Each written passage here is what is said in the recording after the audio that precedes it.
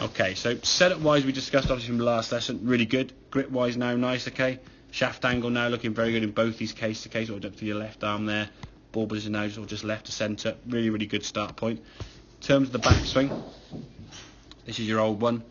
Not a bad hip turn. You can almost sort of see kind of your body now and your hips are just rising, almost like a little lifting up. There's your legs kind of straighten, okay. Long swing here, losing a bit of control at the top of the backswing here now.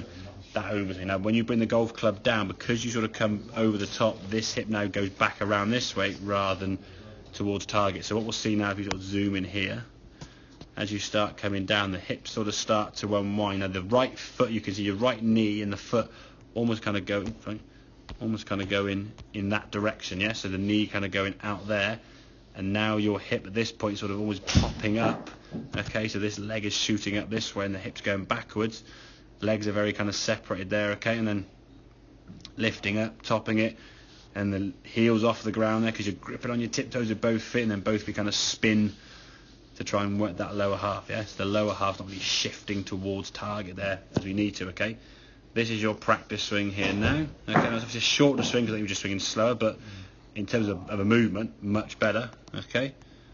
Put that wall in position. See that? There's your impact. Really good, yeah? So you're moving into that wall, and that foot now, eventually, I think when you're doing practice swings, you can move, you can come around a bit more, but you're focusing on that hip, so I understand that other things sometimes sort of get neglected slightly, okay? But moving through that. Then when it comes to playing the shot, okay? Same good setup. Same good backswing. A little bit shorter now, which is good. Now where's that hip going to go? There you go. Hip moving towards target.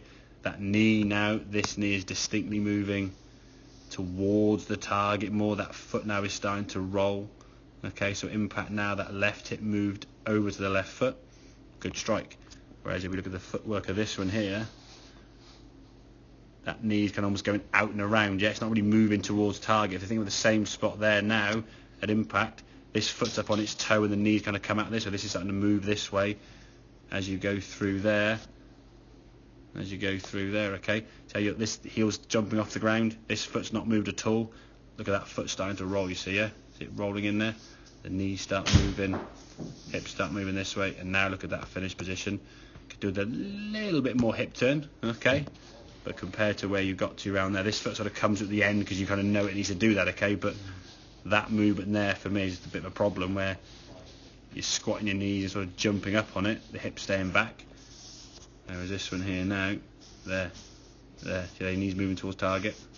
And that would be something like you'd naturally, if I said just throw a ball, you do it. You won't even think twice about doing it. It's when that golf club's in your hand and other movements, and sometimes our unconscious brain kind of kicks in for whatever reason. It can be a bit annoying, unfortunately, on a golf course.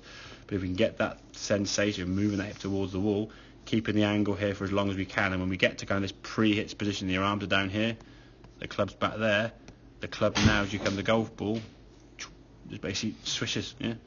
That movement there is creating the speed. If this moves fast, okay, this way, this will then end up working slower and often be sort of like stuck behind. If your hands get that far in front,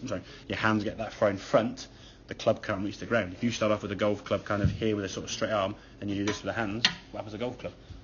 Club's in the air, yeah? If you start pulling the handle through to get speed, we often tend to top it. Okay, so main focus then, Jen, was obviously with the takeaway now with that hip movement, okay?